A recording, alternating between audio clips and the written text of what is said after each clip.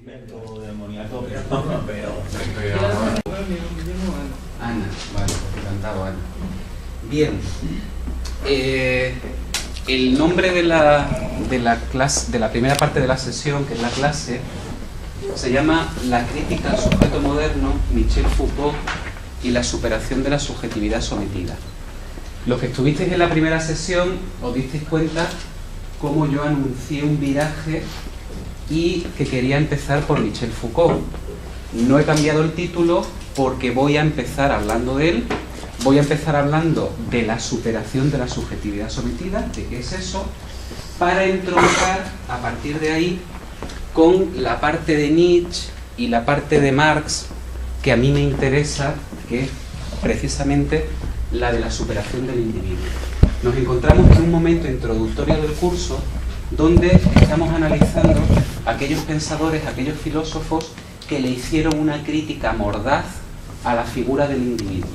Ya sabéis que este curso parte de una hipótesis sobre la que empezar a trabajar, que es que el individuo como categoría es algo agotado y la persona es un concepto que recoge lo mejor del individuo, pero asociado o construido con la dimensión relacional del individuo. Ya veíamos cómo lo individual, la figura del individuo, y ya empezamos, a ver si el rojo militante, la figura del individuo era un concepto resultante de una operación de individuación, ¿vale? Es decir, previamente al nacimiento de la modernidad, previamente al nacimiento del individuo, el ser humano se nombraba, se definía en función de su pertenencia a una familia, a una religión o a una población, ¿de acuerdo? Lo que caracterizaba al ser humano era el lugar de nacimiento, la procedencia biológica o la afiliación religiosa. Lo que ocurre es que la modernidad supuso una ruptura con este tipo de raíces para construir al individuo capaz de tener personalidad propia, ¿de acuerdo? ¿Os acordáis cuando hablábamos de San Francisco, que se quedaba desnudo, dejaba a su población, a su padre, y se iba él a fundar su comunidad, ¿de acuerdo? Pero también veíamos cómo la figura del individuo había degenerado en una figura fundamentalmente solitaria, egoísta, ¿vale? Y sobre todo infeliz. Infeliz en términos de privación de raíces. Es decir, yo no sé de dónde soy, no sé con quién voy y no sé qué ideas tengo. Ese individuo solitario, egoísta y apátrida sería de alguna manera la figura mayoritaria en el final de la modernidad. Yo doy por sentado que la modernidad ya termina. Yo doy por sentado que estamos en una especie de edad media llamada posmodernidad, donde lo que hay es una profunda mezcla, profundo mestizaje de ideologías, de conceptos, etcétera, etcétera. Dicho de otra manera, nos encontramos en un momento de transición donde nos jugamos la entrada a una forma civilizatoria o la continuidad de la decadencia. Desde mi punto de vista, históricamente nos encontramos actualmente en una especie de edad media. Bien, esto de alguna manera es por ubicar dónde nos quedamos, ¿vale? A partir de aquí estamos todos ubicados, ¿verdad? Bien. En ese concepto de individuo podríamos distinguir una faceta positiva, que ya lo hemos dicho, es el descubrimiento de la singularidad. Individuo viene de indiviso, y indiviso significa no divisible, y vendría a ser el descubrimiento de la singularidad. Es decir, que hace que Remedios sea Remedios, y que hace que Raquel sea Raquel, y que hace que Carlos sea Carlos, ¿vale? Aunque todos compartamos la dimensión colectiva de estar en un curso, por ejemplo, o de estar en el mismo curso, o de apostar por el mismo estandarte o por la misma idea. Ese descubrimiento de la singularidad es necesariamente positivo, ¿de acuerdo?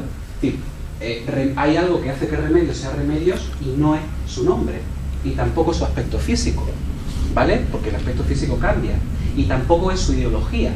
Y esa parte un tanto intangible que le hace ser ella, independientemente de que sea joven, vieja, etcétera, ¿vale? Sería el descubrimiento de la singularidad. Ese descubrimiento de la singularidad, cuando lleguemos a la meta de la persona, hay que mantener. La persona es fundamentalmente una síntesis entre la singularidad individual, que hay que preservarla. La modernidad acertó cuando vio en la familia, la religión y en la nación un peligro para la... Bueno, no un peligro, sino que dificultaba el nacimiento de la singularidad. Desde mi punto de vista acertó. Pero ahora tenemos que retomar camino de vuelta, es decir, tenemos que mantener la singularidad y descubrir en el concepto de persona una síntesis hegeliana, tesis, antítesis, síntesis, entre la singularidad individual y el sentimiento de pertenencia, dicho en términos del fundador de la psicología existencial, Viktor Frankl. Tenemos que encontrar el sentido, tenemos que reconstruir el sentido, y reconstruir el sentido significa, desde mi punto de vista, la unidad. Digo unidad, no digo no digo pacto, ¿eh? Yo no creo que haya un límite, que haya límites entre singularidad y pertenencia. Yo creo que es el momento de encontrar la fusión entre la identidad, en el concepto de persona, entre singularidad y pertenencia. Dicho de otra manera, yo para ser singular necesito la comunidad. ¿De acuerdo? Y la comunidad ya no puede ser más la comunidad de esclavos, ni la comunidad de ovejitas. La comunidad, como diría Nietzsche, communitas hominum liberum, la comunidad de hombres libres se identifica tanto que comunidad como el conjunto de singularidades elevados, por decirlo así, por una meta común, por un proyecto común. ¿De acuerdo? Ya no podemos pensar en aplastar la singularidad. Eso sería antimoderno, eso sería medieval. Y lo que sí existe, no tanto en el concepto personalista, sino en los que provienen de una tradición excesivamente moderna e inciden en la singularidad, los que vienen de una tradición medieval, que a todos nosotros nos gusta mucho el medievo, ¿vale? Y es lógico. Pero los que provenimos de una tradición más medieval, nos gusta mucho la pertenencia. Somos nosotros en la práctica los que podemos generar tensiones. Lo ideal es la armonía sintética entre esos dos conceptos, que ya no pueden diferenciarse. En la posmodernidad no se diferencia. ¿Voy muy deprisa o se está entendiendo bien? ¿Se entiende? Vale. Bien. A partir de aquí, borrador no hay, ¿no? Borrador, que se dice borrador, no hay. El próximo día lo traemos. Bien, pues continúo. Cuando Michel Foucault nos da la parte negativa del concepto de individuo, el individuo es un producto de dispositivo de individuación. Usted no es individuo por decisión propia, diría Foucault. Usted es individuo porque sobre usted se han puesto de acuerdo una serie de dispositivos. Es decir, usted es censado, es bautizado, es reclutado, es empleado, es hospitalizado, es castigado, es vigilado, es llevado a la cárcel, es llevado al hospital y finalmente es numerado en un cementerio. Esa vida secuestrada por las instituciones, por las grandes instituciones, hospital, escuela, fábrica, hogar, etc., es lo que daría lugar al individuo. Es decir, más que una operación de la voluntad, que algunos pensadores nos dirán que también la hubo, para Foucault somos el resultado de una individuación. Y eso es lo que daría lugar posteriormente al modelo de individuo consumista, el individuo solitario, el individuo egoísta, el individuo en competencia con el otro, porque fundamentalmente la escuela, la fábrica, la cárcel e incluso el hospital es fundamentalmente una escuela de aprendizaje de la competencia. El capitalismo, la burguesía, cuando decide construir la ciudad, cuando decide meter a la gente en la fábrica, cuando decide que la educación tiene que ser obligatoria para todos, lo que está es inoculando la competitividad dentro de las instituciones. dejamos de tener instituciones de convivencia para convertirse en instituciones de competencia. Lo que se está educando en la escuela es al futuro dirigente, al futuro burgués, al futuro creador de una empresa o creador de una fábrica. Esa visión competitiva nos convierte en individuos. Yo soy individuo porque yo aspiro a ser mejor que él. ¿De acuerdo?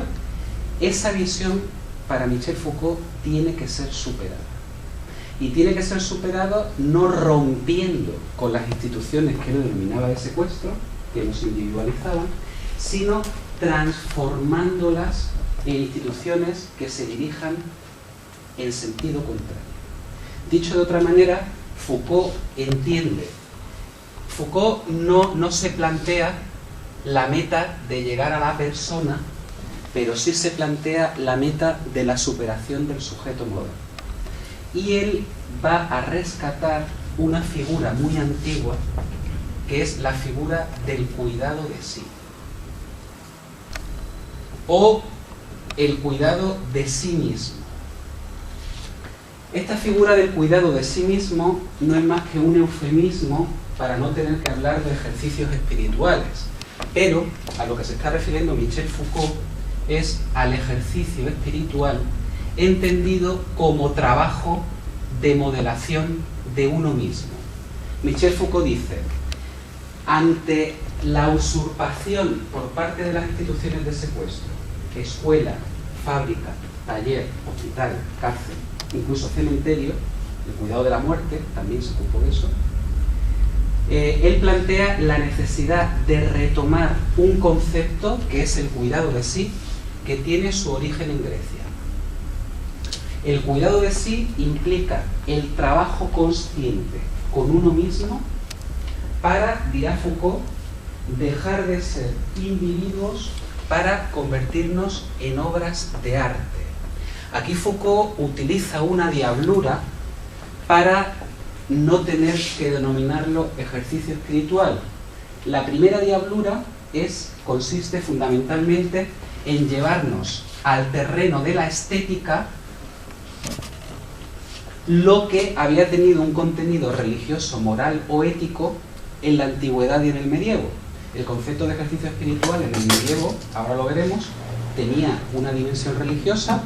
En Grecia tenía una dimensión ética, menos religiosa, pero más relacionada con la virtud, y Foucault se lo va a llevar a la estética. Primera novedad Foucaultiana con respecto al ejercicio espiritual antiguo. En segundo lugar, la segunda diferencia va a ser la universalización de la necesidad de ese ejercicio espiritual. En la antigüedad, este tipo de ejercicios se atribuían exclusivamente o a los hijos de las clases altas o sencillamente a la juventud rica, es decir, gente desocupada. Ya veremos por qué. De alguna manera era una técnica, un trabajo de autoconfiguración. En Egipto, por ejemplo, ese ejercicio espiritual es privativo del faraón. Que los que se construyen a sí mismos son los destinados a grandes responsabilidades en el futuro. Los hijos de los ricos o los hijos de los reyes. Foucault, junto con la estetización del objetivo de estos ejercicios, lo va a universalizar. El cuidado de sí mismo ya no es privativo de una élite, es privativo de todo sujeto moderno, es decir, de toda la población. ¿De acuerdo? ¿Se entiende? Y en tercer lugar, junto con la estetización del ejercicio espiritual y la democratización o universalización, Foucault se va a cargar la figura del maestro, que era también una permanente tanto en los ejercicios espirituales en Grecia como en el medievo. Digamos que Foucault irrumpe, construye, dicho de otra manera, reconstruye, pero a la vez deconstruye la técnica de los ejercicios espirituales, estetizándolo, universalizándolo y eliminando la figura del maestro o del director espiritual. Foucault lo que está planteando es que hay que volver a la filosofía del trabajo de uno mismo, del antiguo ejercicio espiritual, pero desde una visión estética, universal y no jerárquica. ¿Qué es lo importante aquí? Lo importante es que a partir de aquí Foucault se va a sumergir en un estudio exhaustivo del concepto de ejercicio espiritual en Grecia. Él utiliza el término griego original, pero su tradición de ejercicio espiritual. Foucault trata de evitar llamarlo ejercicio espiritual para no llevarlo a conclusión, pero se está refiriendo a eso. Pero él utiliza los términos etimológicos primeros. Y después, además, se pelea con los conceptos. Primero le dice cuidado de uno mismo, después le dice trabajo sobre sí, después le dice estética de la existencia. No sabe qué hacer para no llamarlo de esta manera, se le nota mucho. En segundo lugar, el medievo hasta llegar a la modernidad, donde aquí nos vamos a encontrar, va apareciendo la patita de Nietzsche. ¿Vale? ¿Se entiende el concepto de cuidado de uno mismo como reacción a esa individualización solitaria y egoísta del ser humano? ¿Vale? Bien. A partir de aquí, Foucault hace una genealogía del concepto de cuidado o del concepto de ejercicio espiritual, y va a hacerle un seguimiento tratando de rescatar lo válido que hay en cada uno de los momentos históricos. En primer lugar, en Grecia, por ejemplo,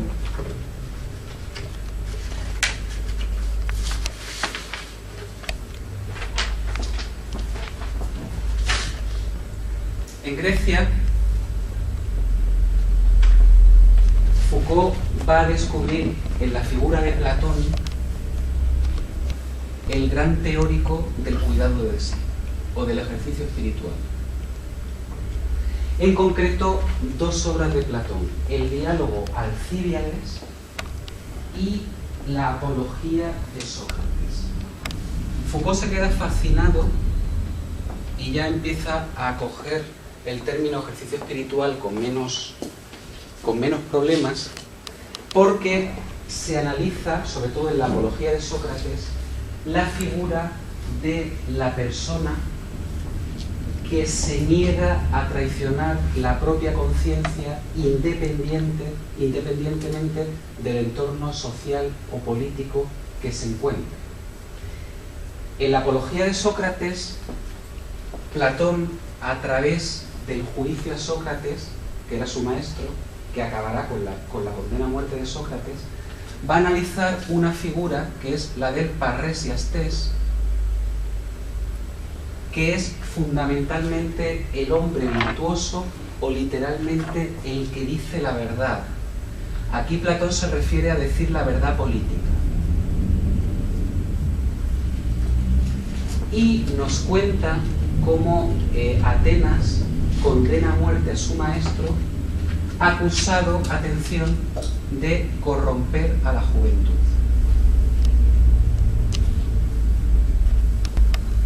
Lo interesante desde el punto de vista del ejercicio espiritual son los motivos por los cuales se acusa a Sócrates de corromper a la juventud.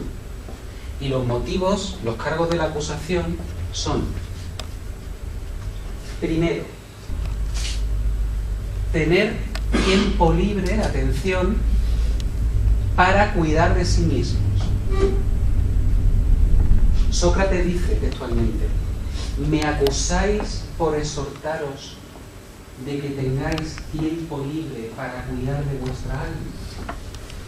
¿Por qué es una acusación lo de tener tiempo libre? Porque a continuación Sócrates dirá que su misión es apartar a los jóvenes de las banalidades del mundo, es decir, de las riquezas, los honores y la fama. Y en tercer lugar, les aconseja apartarse de la política. Se refiere a apartarse de la corrupción.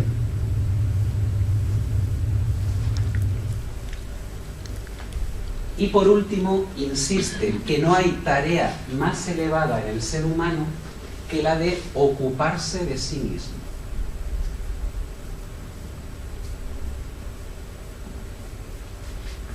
Sócrates se está refiriendo a una tarea específica que implica un enfrentamiento con el modelo social que considera corrupto, un apartamiento de banalidades y tener tiempo para configurarse a sí mismo. Dice Sócrates, en boca de Platón. Ocuparse de sí mismo significa ocuparse de su alma. Ocuparse de su alma no se está refiriendo, estamos en Grecia, no se refiere evidentemente al concepto teológico de alma medieval, se refiere al concepto filosófico de alma, pero en cualquier caso a lo que se está refiriendo es a la construcción de sí mismo. Es decir, dicho de otra manera, ¿yo quién quiero ser? ¿O yo cómo quiero ser? Para Platón no hay duda de que si alguien se plantea qué quiere ser, no puede haber otra respuesta a esa pregunta que la de ser virtuoso. ¿De acuerdo? Y ser virtuoso significa, Platón, y ahora lo recoge Foucault, que el ser humano descubre lo que en términos modernos podríamos denominar la propia conciencia. La propia conciencia es inseparable de la singularidad moderna. ¿Lo entendéis? El ser humano no puede descubrir su conciencia sino después de descubrir la singularidad. Ya vimos cómo la singularidad moderna había degenerado en soledad, egoísmo y despertenencia. Sin embargo, para Foucault, el descubrimiento de la conciencia es posible a través de la singularidad. ¿De acuerdo? Si somos capaces de traer la singularidad a las tareas del cuidado de sí, o dicho de otra manera, al ejercicio espiritual. Al ejercicio espiritual, en este caso no religioso, filosófico. En el caso de Platón. ¿Se entiende esto? Primer concepto histórico de construcción de sí mismo, como respuesta de Foucault a la subjetividad. Las servilletas del café. Bien, en segundo lugar, Foucault ya termina de, y de verdad que nos estamos acercando a Nietzsche, termina de perderle el miedo al concepto de ejercicio espiritual cuando posteriormente va a descubrir en el medievo el concepto mismo de ejercicio espiritual, en concreto de San Basilio, de San Gregorio, como no, de San Agustín, y sobre todo, quien más analiza Foucault es San Clemente de Alejandría. Estamos hablando de una serie de teóricos que dentro del cristianismo se van a preocupar literalmente de educar a la juventud en la virtud, cito textualmente a San Clemente de Alejandría, en la virtud, en la sabiduría y en el cuidado de sí mismos. Estamos hablando de un planteamiento que es del ejercicio espiritual, no sin pocos problemas en determinados momentos con la autoridad eclesiástica, porque de alguna manera se entiende que determinados monasterios y determinados ejercicios espirituales parece como que van por su cuenta, pero ese ir por su cuenta no es más que la profundización en el trabajo de uno mismo, ¿de acuerdo? En este caso con una dimensión religiosa, pero el objetivo sigue siendo el mismo, sigue siendo la aplicación de la singularidad a la virtuosidad, o de alguna manera a tener un modelo de sí mismos. Insisto en el tema de la singularidad porque jamás un ejercicio espiritual, jamás un cuidado de sí genera clones. Es imposible que genere clones. Es completamente imposible. Genera un ejercicio espiritual, por mucho que tenga una meta común, lo que profundiza es en la singularidad. Seguro. Fijaros. Perdonad, me he saltado Roma, que también Foucault lo analiza, lo que pasa es que le dedica 20 paginitas. En Roma, a través de Marco Aurelio, por favor, si a alguien le interesa esto, que se lea las meditaciones de Marco Aurelio, ¿de acuerdo? Marco Aurelio va a analizar, empleando el término cuidado de sí. Marco Aurelio habla de ejercicio. De hecho, hay un libro por ahí que se llama El ejercicio según Marco Aurelio, que no es más que el trabajo sobre uno mismo. Donde este cuidado de sí, si en Grecia estaba relacionado con el parresiastés y en el medievo con la espiritualidad ignaciana, ¿de acuerdo? Cuidado, porque en el medievo de lo que están hablando es del Christos, de despertar a Cristo dentro de uno, ¿eh? Esto fue aceptado por la Iglesia, pero con algunos problemas. El ejercicio espiritual es para despertar a Christos. En este caso, en el caso de Roma, la figura que se construye es la del ciudadano. El cuidado de sí en Roma es el comienzo del laicismo.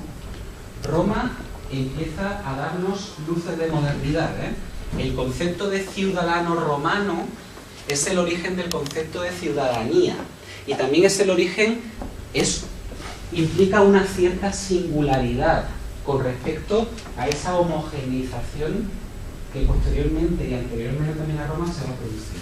En este caso, Marco Aurelio plantea el cuidado de sí como la creación del ciudadano. Fijaros cómo cada cuidado se destina a la emergencia de una figura. En un caso del parresiastés, en otro caso del ciudadano, en otro caso del devoto, y en el cuarto caso, Foucault, de la obra de arte, del ser humano como obra de arte. Y aquí quiero hacer un paréntesis. Fijaros.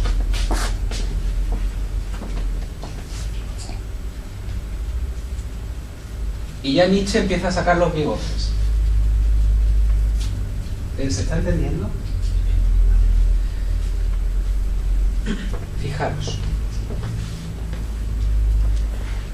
Vamos a llamarlo el cuadrado civilizatorio, o si queréis, o la cruz, o si queréis la pirámide civilizatoria. Vamos a utilizar la pirámide, que está más de moda. Fijaros, en Grecia, en Roma, en el medievo, y crítica a la posmodernidad, el arte. O sea, posmodernidad, el arte. ¿Con qué asociamos Roma? Con la ciudadanía, ¿no es cierto? Con lo político. Nadie puede negar a Roma la arquitectura política. Bien, en el medievo, la espiritualidad. El concepto del cuidado de sí, que los ejercicios espirituales en Roma tienen la creación del ciudadano. Los ejercicios espirituales del medievo es la del hombre religioso, ¿vale? Foucault se decanta por el arte, el artista, ¿vale? Nos queda Grecia, que es la filosofía.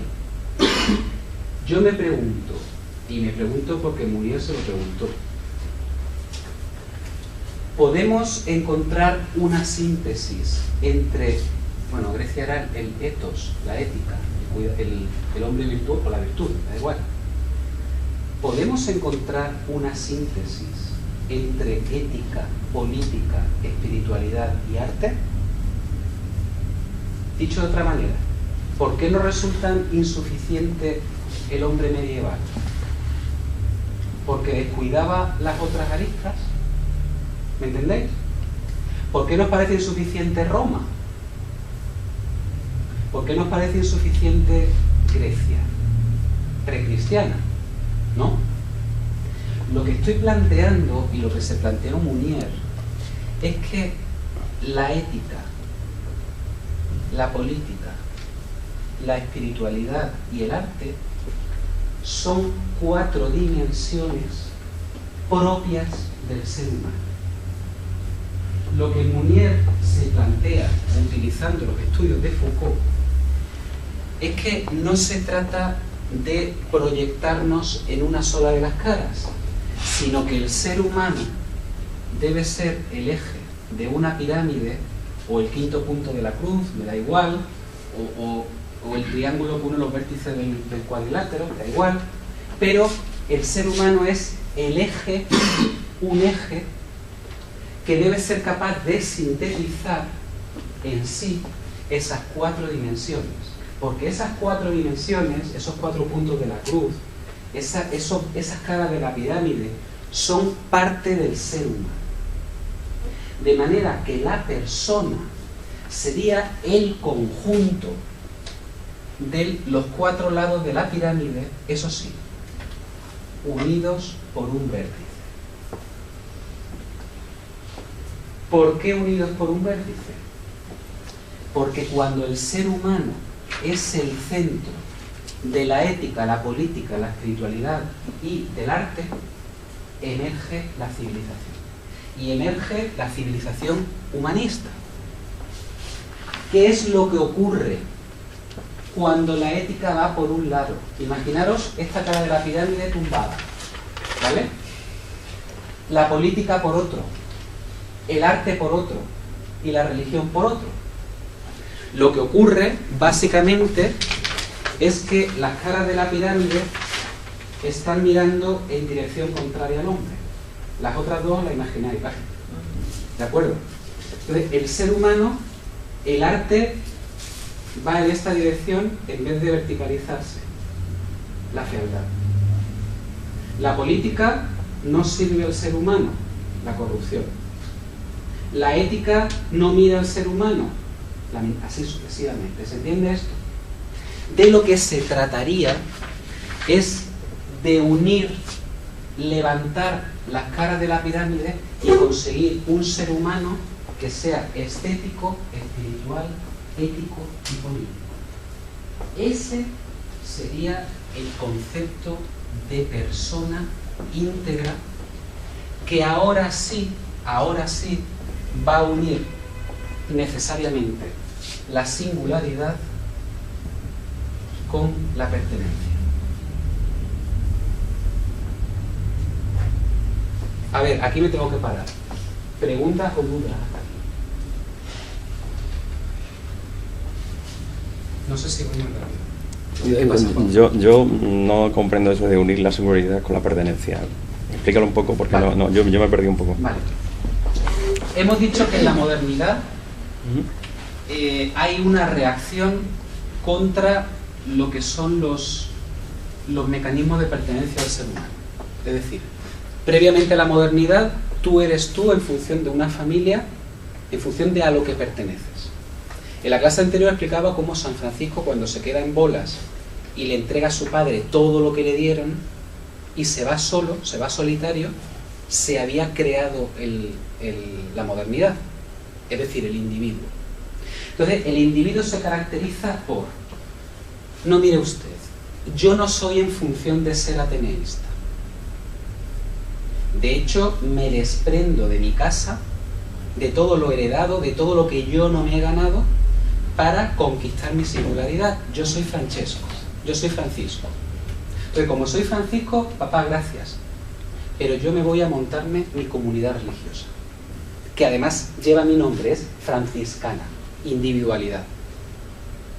Yo no me defino por haber nacido en un pueblo ni por pertenecer a una familia. Yo soy Francesco. Ese yo soy Francesco es el descubrimiento de la singularidad. El problema de la singularidad es que como todas estas figuras de la subjetividad nacen relacionadas con un sistema económico, con un sistema moral, etc. Nace paralelamente al capitalismo. ¿De acuerdo? ¿Qué es lo que ocurre? Que esta singularidad se lleva al extremo. Entonces, para ser individuo, le digo no a la familia, no a la nación, no a la comunidad, porque me tengo que reafirmar. Entonces entramos en una suerte de repetición al infinito de afirmación de la singularidad. ¿Comprendes? No, yo soy yo. Yo soy yo mismo. ¿Vale? O sea, cuando le dice soy yo mismo, es carne de consumo. Es decir, es la persona más abierta al consumo, que sí. O sea, por lo tanto, a hacer lo que otros me dicen. ¿Me entiendes? Ya cuando necesitamos reconstruir los valores relacionales y los valores comunitarios, ya no tiene sentido olvidarnos de la singularidad. Es decir, tú eres Juanfran. Y por suerte o por desgracia, tú tienes ya una singularidad porque la modernidad te ha constituido así. Tú te diferencias de mí, aunque ambos formemos parte de un proyecto común. Entonces, de lo que se trata es de reconstruir la dimensión comunitaria, es decir, de volver a mi aldea con mi gente, pero soy Francesco. No soy el hijo de, o el súbdito de un rey, ni un número. Soy Francesco en una comunidad de singularidades, que somos capaces de tener proyectos comunes. Por eso hablo de elevar de nuevo la pirámide civilizatoria. Pero el eje de la pirámide civilizatoria es la singularidad. Por eso se habla de personalismo. ¿Por qué dice Munier que el eje de todo sistema es la persona? El concepto de persona del que habla Munier es el de persona integral, con una dimensión espiritual, ética, estética. En la que se haya integrado lo individual y podemos decir lo colectivo, ¿no? Y no estoy hablando de otra cosa más que eso. Vale. Cuando hablo de singularidad, hablo de individualidad. Porque el gran miedo que tenemos los modernos al integrarnos en proyectos colectivos es que nos anulen. Y el problema es que estamos anulados al no integrarnos en proyectos colectivos, que es el problema. ¿Seguro? Correcto, sí. Vale, algo más. Yo, el concepto de estética... Ahora voy con Nietzsche. Ahora. Pero pregúntame. No, era eso, que si podía explicar un poco de Sí. lo del concepto. Vale, perfecto. Me viene genial porque eso es para eso voy a utilizar a Nietzsche. Bien, Nietzsche... bien, yo hice mi tesis doctoral sobre Nietzsche y cada vez que hablo de él en los ambientes que me son propios, me tengo que dedicar media hora a disculparlo, ¿no? Lo voy a disculpar un poquitín. Es decir, a Nietzsche lo conocéis por su etapa nihilista. En el preámbulo Así habló Zaratustra, él habla de la etapa camello, de la etapa león y de la etapa niño. ¿De acuerdo? De hecho, él dice, en su ensayo de autocrítica, antes de morir, él dice que él sufrió las tres etapas en su vida y en su obra. La etapa camello es la etapa, relacionándolo con, de pérdida de singularidad. Tengo una mamá absorbente, una hermana futura nazi más absorbente todavía, ¿vale? Un papá pastor que además se muere pronto. Ese Nietzsche camello, de su infancia y juventud, es el Nietzsche que soporta, como él dice, los fardos de la moral acríticamente, ¿vale? Es el niño no debes. Niño no debes, porque yo lo digo, es decir, no se filtra por la conciencia, ¿vale? Él va a denominar esta etapa camello. ¿De acuerdo? Posteriormente pasará a la etapa león, que es el Nietzsche que nos han presentado siempre, ¿de acuerdo? Que es el Nietzsche nihilista.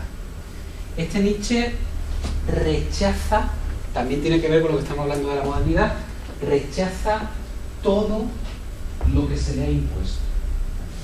Dios, es más, Dios existe pero me lo voy a cargar, ¿no? Todo es mentira, la educación es mentira, la historia es mentira, la religión es mentira, la ciencia es mentira, el arte es mentira, todo. Y de hecho es el gran nihilista del rencor, es decir, debo destruir toda mentira. Y debo destruir toda mentira para encontrarme con el nihil, nada, la nada. Porque lo que me encuentro es la nada. ¿De acuerdo? La existencia es sufrimiento. Este es el Nietzsche después vinieron los existencialistas. Bien. Pero llega un momento en el que Nietzsche descubre a Wagner, aunque después se pelea. Y descubre, y ahora enlazo con lo que tú me planteabas, Ángel, descubre en la música una razón para vivir. De hecho, él dice, sin música la vida sería un error. Y empieza a descubrir en la práctica artística una tonificación de la vida que se había quedado sin sentido. Lo descubre en el arte. Entonces empieza a analizar la música, la danza, la risa, pero desde el punto de vista ético. Es decir, ¿cómo es la danza desde el punto de vista ético? Pues la creación de seres humanos capaces de danzar con las ideas, de no quedarse anquilosados en una sola cosa. Y va trasladando de las manifestaciones artísticas compromisos éticos. La música. ¿Tenemos que convertir la comunicación humana en una comunicación musical? De hecho, él dice, todo lo que nos haga, todo habla, todo lenguaje que nos haga bailar, desecharlo. ¿Vale? Empieza a transcribir una nueva ética en base al arte. Con lo cual empieza a irrumpir un Nietzsche positivo que es estetizante. Esa danza, que es la del hombre nómada, que es capaz de bailar con las ideas, esa música que concibe el lenguaje como una musicalidad, eso que dices es bello, luego es bueno, va generando una especie de pensamiento positivo en Nietzsche basado en el arte. Y aquí es donde llegamos al cuidado de sí. Aforismo 239 de la Gaia Ciencias. Dice Nietzsche, solo una cosa es necesaria: someter las propias fuerzas y debilidades a un trabajo arduo, diario, ejercicio espiritual, propias fuerzas y debilidades a un trabajo arduo y diario, para convertirse en obra de arte. De ahí viene la ética artística en Nietzsche, que Foucault cogerá. Pero pasa algo todavía más interesante en el caso de Nietzsche. Nietzsche, como consecuencia de su etapa nihilista, ha perdido toda fe, pero a medida que profundiza en la idea del arte desde la perspectiva que estoy diciendo, Nietzsche dice lo siguiente. Hablo del ensayo de autocrítica de Nietzsche, de 1889, y también en parte de la variación. Dice, claro, la religión, yo no puedo volver a creer en la religión, por mi trayectoria, o sea, por mí. Pero, si lo veo desde el punto de vista del arte, tengo que reconocer que quien se inventó a Dios fue un gran artista. Considera la religión como una obra de arte. De hecho, va a considerar la ciencia como otra obra de arte. Nietzsche va a separar el concepto de arte, Nietzsche va a separar el concepto de arte del concepto de espectáculo y va a relacionar la palabra arte con la palabra técnica. El arte es el arte de hacer cosas, ¿de acuerdo? Entonces Nietzsche dirá, claro, la música justifica la vida, el arte justifica la vida, claro. Lo que necesitamos son, curiosamente, Nietzsche se había cargado todos los valores de su época, pero dice, claro, a mí el vacío no me sirve, a mí la nada no me sirve. Necesitamos crear obras de arte que le den un sentido a la vida.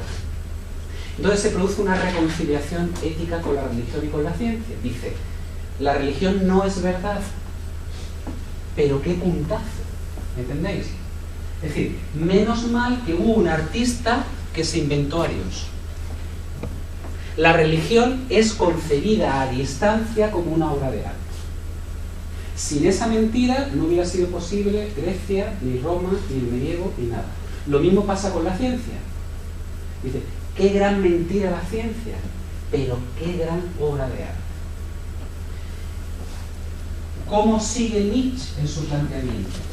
Desde esta perspectiva, lo que necesitamos es crear, desde el punto de vista artístico, conceptos que nos sirvan para estimular la vida. Y a Nietzsche, por eso habla, se considera extramoral,